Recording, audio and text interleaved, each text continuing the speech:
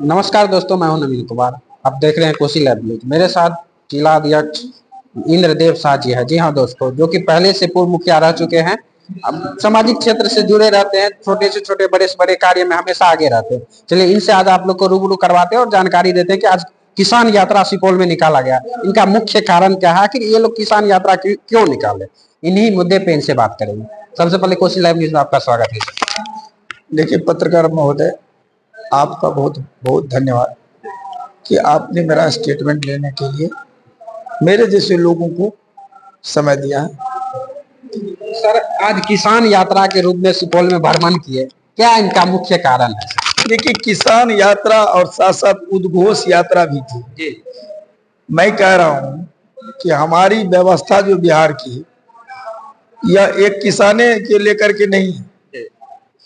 पूर्ण रूप से कहा जाए तो जितनी भी सरकार के साथ व्यवस्थाएं हैं, जो हम लोगों के साथ, चाहे वो स्टूडेंट का व्यवस्था हो, किसान का व्यवस्था हो, बूढ़े व्यक्ति, निर्धन गरीब का व्यवस्था हो, या बहुत बड़े अमीर हैं उद्योगपति, उनकी व्यवस्था हो, इस व्यवस्था से लोगों की आशा और आस्था समाप्त हो चुकी है।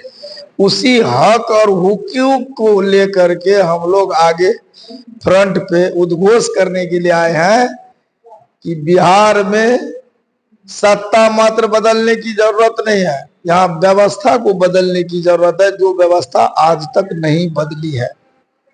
वह है ये सर, किसान को माली हालत बहुत खराब। आज के डेट में सभी किसानों की कमर टूटी हुई है, लेकिन जो उचित मुआवजा मिलनी चाहिए, जो उचित फसलों की कीमत होनी चाहिए, कमाई और कीमती उत्पत्ति होनी चाहिए, उसमें हमारी सरकार का कोई आज तक रोड मैप नहीं बना है। तो क्या आपको लगता है अगर जन स्वराज की पार्टी अगर आएंगे तो क्या इस सब पर विचार किया जाएगा? विचार नहीं किया जाएगा। जन स्वराज तो खुले किताब की तरह बोलते हैं भाई, कि सबको आपने 35 साल 20 साल और 19 साल 15 साल देखा। मैं मात्र सरकार के 6 महीने का समय लेता हूं। अगर सारी व्यवस्था में मैं परिवर्तन न करूं तो मेरे वोट मांगले नेता और प्रणाताओं को गर्म पानी कपार पे डाल दीजिए और कह दीजिए आप भी छलवा और ठकवा निकला। लेकिन तेजस्वी यादव भी कर रहे हैं। जब यात्रा पे आए हुए थे तो तेजस्वी यादव का भी बहुत बड़ा बयान रहा कि अगर मेरी सरकार आती है तो मैं बहन योजना लाएंगे। ये भी तो परिवर्तन कर रहे हैं बिहार में कि जो भी जिनको अभी 400 रुपया मिलता है वृद्धा पेंशन, उनको 1500 रुपया कर दिया जाए। देखिए पत्रकार महोदय, मैं सबसे पहले आपको बता दूं कि कुछ लोग ऐसे हैं जिन्होंने कभी पद और प्रतिष्ठा और सरकार और सत्ता में नहीं आसीन हुए, लेकिन मेरे बंधु, मेरी जो पार्टी है उनके जो सूत्रदाता है, सूत्रधार है, पर्ण प्रोधा है, उन्होंने बहुत सारी सरकार बनाने का काम किया। उनके साथ और सहयोग, उनके हाथ में हाथ और कंधा में कंधा मिला करके प्रयास किया बिहार में बदलाव हो। जिस सरकार के साथ इन्होंने अपनी मतलब खून और पसीना किया, उनको भी इन्होंने कहा कि व्यवस्था परिवर्तन करो और वह परमानेंट करो।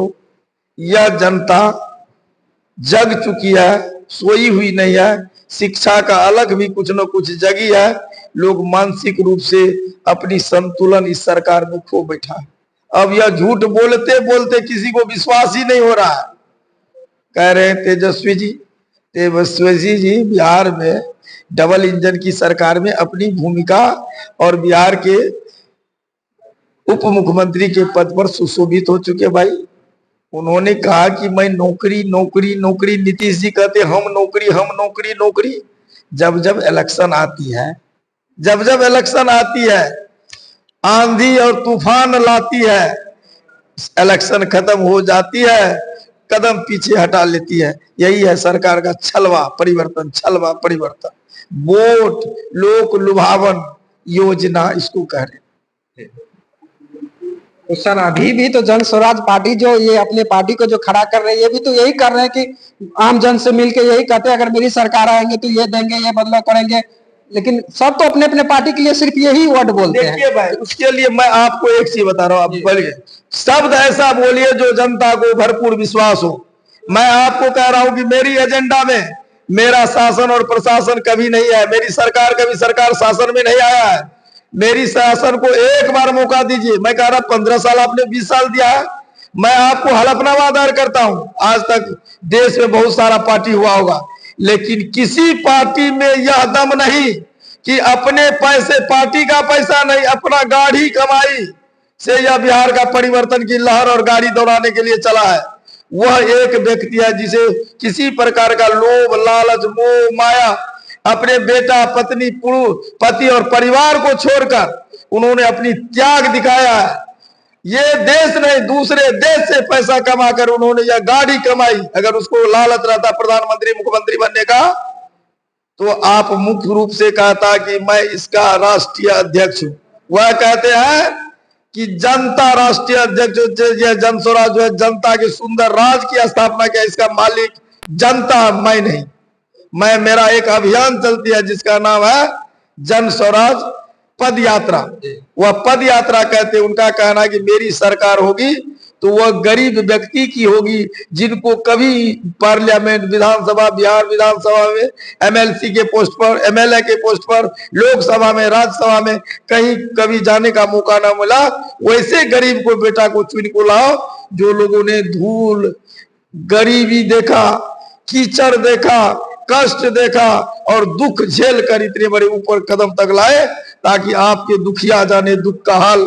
जो दुखिया है वही दुख को देख सकता है, इसीलिए परमानेंट व्यवस्था उसी के को करने का मौका है, करेगा जिन्होंने दुख देखा, क्योंकि अंदर में दुख से भरा हुआ है, उस अंदर में उसको निकाल करके दुख का परमानेंट इलाज करेगा। ऐसे डॉक्टर को हम लोग बनाना चाहते हैं। अभी क्षेत्र का तमाम जनता देख रहे हैं, सुन रहे हैं, इनको क्या संदेश देना चाहेंगे? मैं यही संदेश देता हूं कि भैया सबको देखा है बारी बारी से, अब की बारी प्रशांत जी की पारी, उनके पार्टी की पारी, उनके द्वारा चयनित सदस्यों की पारी, जिनको वो सिंबल देते हैं, एक बार उनको विश्वास कीजिए और पूर्ण बहुमत की सरकार बनाइए।